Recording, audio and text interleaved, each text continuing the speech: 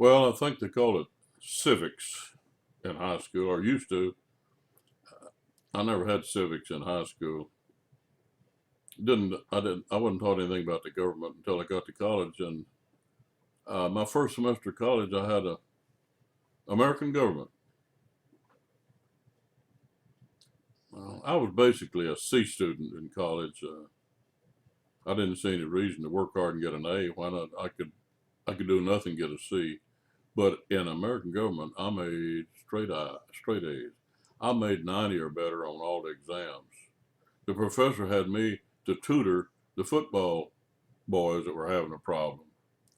Seems like I really took to that idea of how the government works, and there was a lot of things I learned that I never knew before.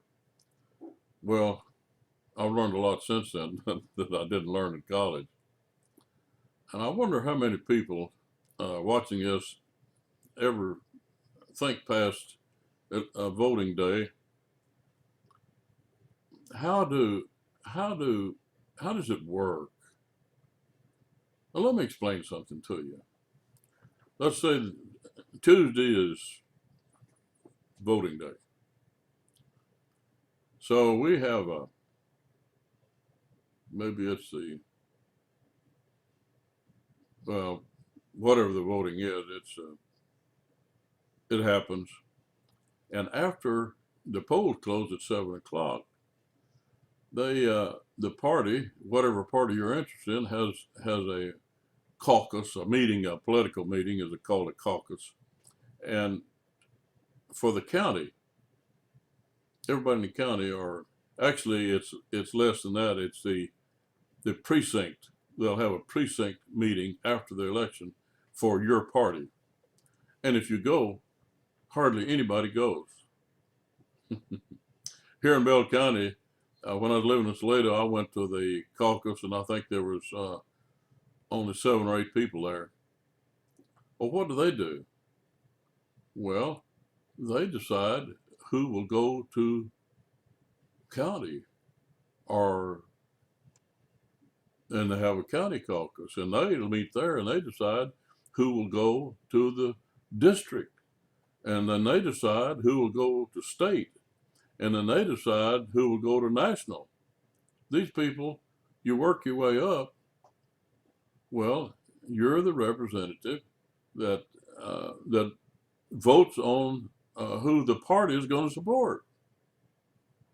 You know, if Joe Blow decides he wants to be the sheriff of your county, he's got to hook up with the party. Which party? Whatever party he wants to be part of. And he can either convince them that he's the party man. I'll go with you guys. You put me in office, and that's what he's talking about. You put me in office. A lot of people don't realize Harry Truman was the president he was the vice president that replaced Roosevelt in World War II when Roosevelt died. Harry Truman had been a political failure in Missouri. Everything he ran for, he didn't do any good until he got hooked up with the machine. And the machine put him in the Senate. Yeah. Now you got a senator. And Harry, he took care of the party and the machine that put him in office. In fact, he was so well thought of because of doing whatever the machine told him to do that they decided when at the Roosevelt's last time to run for office was for the 4th term, only time in American history that ever happened. And they were looking for his I started to say co-pilot, his vice president that had been with Roosevelt before had made a social faux pas that was affecting his ability to draw votes. So the Democrats decided they need to get rid of him. They need to get Roosevelt a new running mate. It doesn't make any difference because Roosevelt was going to win on Roosevelt. He didn't, but they didn't want somebody that would detract from him. So they got to find somebody that they could count on to do what they tell him to do, and that was old Harry from Missouri. And nobody could have been more surprised than Harry Truman when they picked him. And Roosevelt didn't like it much, but he said, "Oh, all right, don't make a difference. It don't make a difference anyway." Uh, he's a pretty good old boy. He's a party man. So that's how. And he ended up president of the United States. And come to find out, he's pretty tough. Once he got to be president, he didn't necessarily play along with them like they hoped he would. Well, that happens. In fact, if you go back in history, that's the way Lincoln got elected. Lincoln was he was picked by the Republicans because they thought they could control him. Turned out they couldn't control him. But that's the way it works, folks. You got the party, they meet in caucuses and little groups and bigger group and bigger group.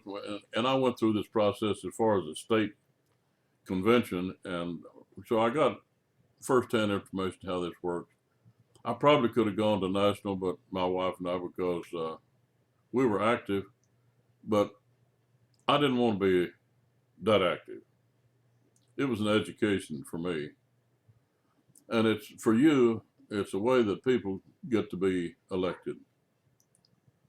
People you never heard of show up, and the next thing you know, they're getting a lot of votes. Well, that's the party system. That's how it works.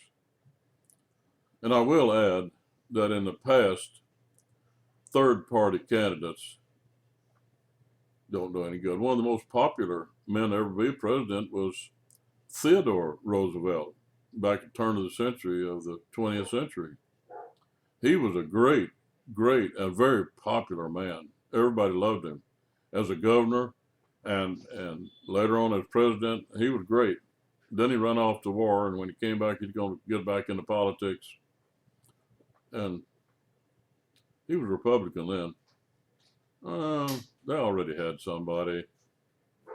And Teddy, he said, "I'm a very popular guy. I'm well loved.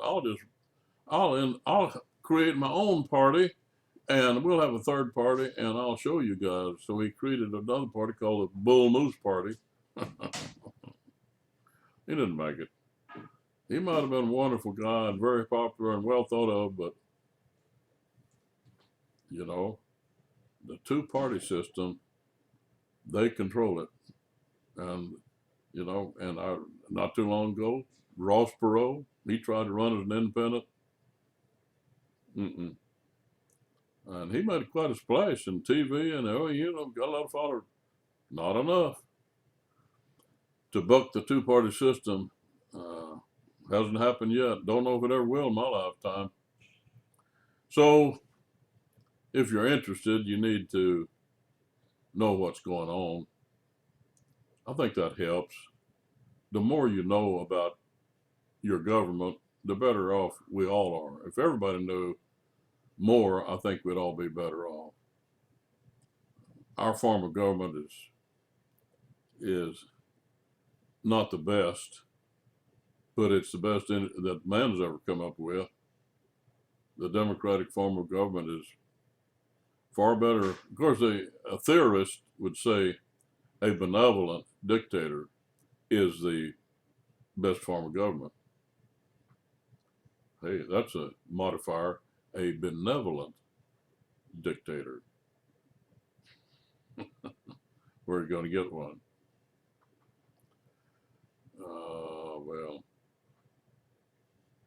we're living in a rich country, a very rich country. And we got to be that way based on our form of government. And there are a lot of people who would like to change that.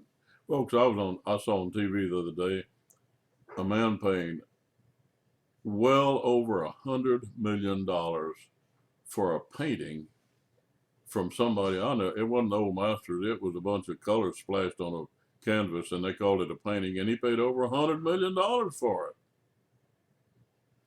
it. Is this a rich country or what? When a man can pay $100 million for a piece of artwork that's not even recognizable as to what it's a painting of, yeah, and paying athletes what? I don't even want to say the number, but it's in tens of millions of dollars for play baseball or football or something like that. Yeah, we're a rich country, and we got to be that way from the capitalist system that we use. It's got so many faults, I don't even want to start naming them. Yeah, it's got faults, lots of them, but it's the best system that man has ever figured out so far.